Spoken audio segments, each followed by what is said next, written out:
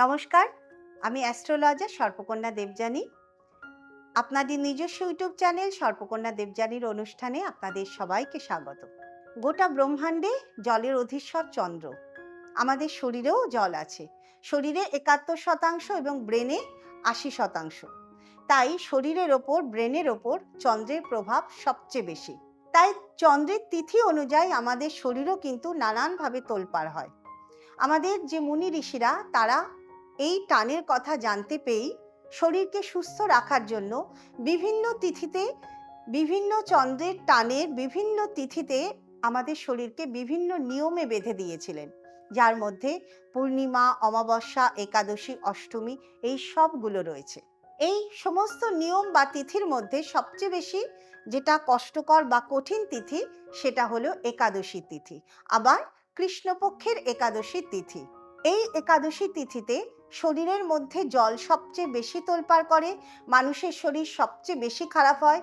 Depression, ব্যথা বেদনা, স্নায়ুর রোগ, চর্মরোগ, নানান রোগ এই তিথিগুলোতে কিন্তু বেশি দেখা যায়।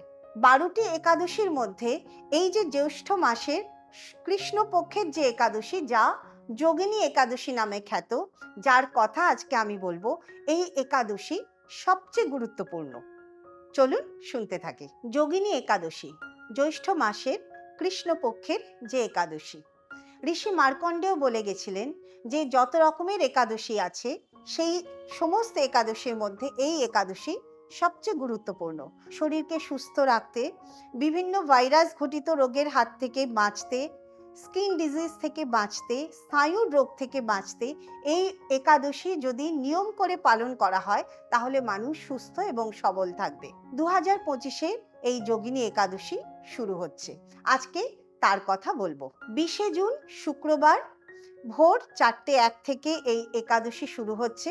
21শে জুন শনিবার রাত 1:34-এ এই একাদশী শেষ হচ্ছে এবং যারা নিয়ম করে একাদশী করেন, একাদশী পারণ 22শে জুন সকাল 9:25-এ এই পারণ অনুষ্ঠান পালন করতে হবে। আজ আমি কথা বলবো যারা একাদশী নিয়ম করে পালন করেন তারা তো করছেনই, কিন্তু যারা পারেন না, কারণ একাদশী তিথি এমন একটা গুরুত্বপূর্ণ তিথি যে সবাই যদি করতে পারে সেটাই ভালো। যারা এতদিন করেননি বা যারা করতে পারেন না, আমি তাদের জন্য আজকে বলবো 8 থেকে 80 সবাই মিলে অন্তত এই একাদশীটাকে পালন করুন। কারণ শরীর স্বাস্থ্যের জন্য, শরীরের সুস্থতার জন্য আজকের দিনে যেটা সবচেয়ে বেশি গুরুত্বপূর্ণ, সেই জন্য এই একাদশীর দিনটা অবশ্যই পালন করা উচিত। শুরু করছি আমি 20শে মে, এই যে দিনটা, যেদিন যোগিনী একাদশী শুরু হচ্ছে। পারলে এই দিনটাও আপনারা নিরামিষ আহার করুন।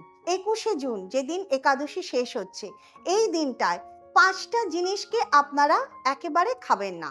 1 হচ্ছে ভাত বা চালের জিনিস, 2 হচ্ছে রুটি বা ময়দা বা গমের জিনিস, 3 হচ্ছে শাক, ডাল এবং যে কোনো প্রাণীজ প্রোটিন।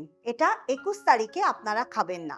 আবারও বলি, চেষ্টা করুন 20 তারিখ আপনারা নিরামিষ আহার করুন, ভাত রুটি নিরামিষ আহার। 21 তারিখটা চেষ্টা করুন ভাত রুটি বা যে কোনো গমের জিনিস, যে কোনো চালের জিনিস, শাক, যে কোনো ধরনের শাক, যে কোনো ধরনের ডাল এবং যে কোনো প্রাণীজ প্রোটিন, এটাকে আপনারা বাদ দিন।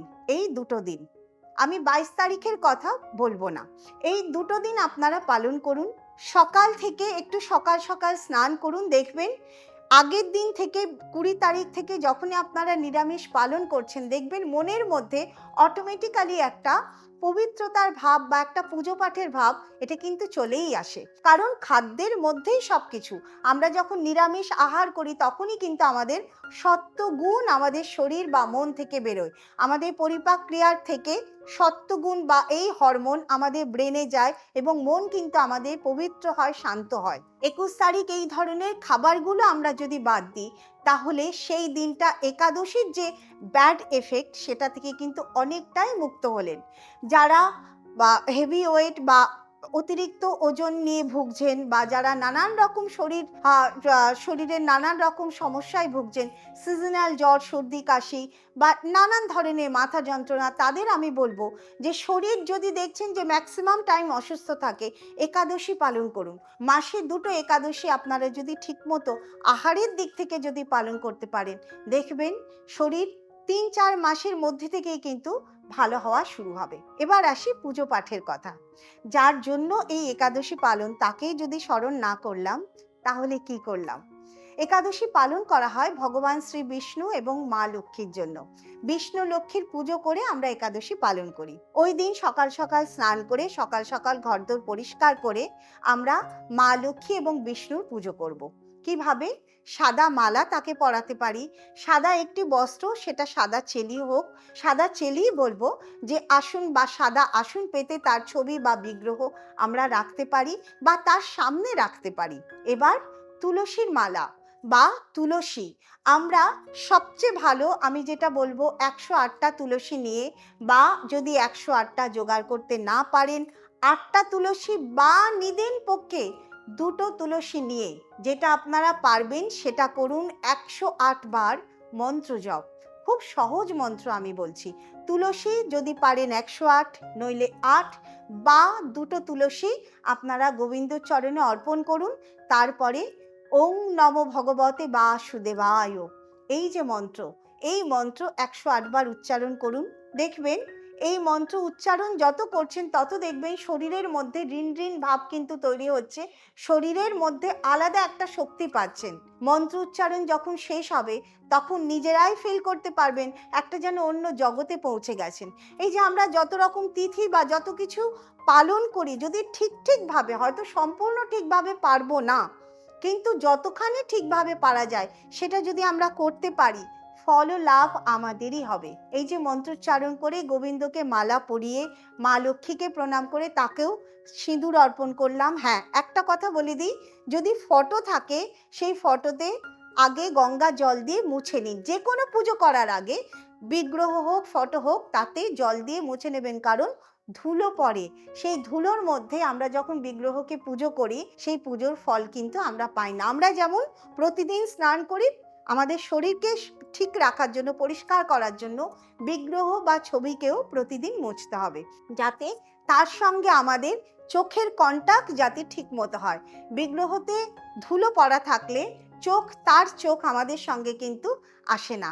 এসব ভাবনার বাইরে কিন্তু এগুলোই সত্যি ঘটনা। 108 বার জপ করে, মন্ত্র জপ করার পরে আমি বলবো আপনার যেটা সংকল্প সেটা আপনি মনে মনে বলুন, যে প্রার্থনা আপনি করতে চাইছেন মনে মনে বলুন, বা কাগজে লিখে নারায়ণের পায়ের আপনারা রাখুন। এই কাজটি যত সকাল সকাল করবেন ভালো।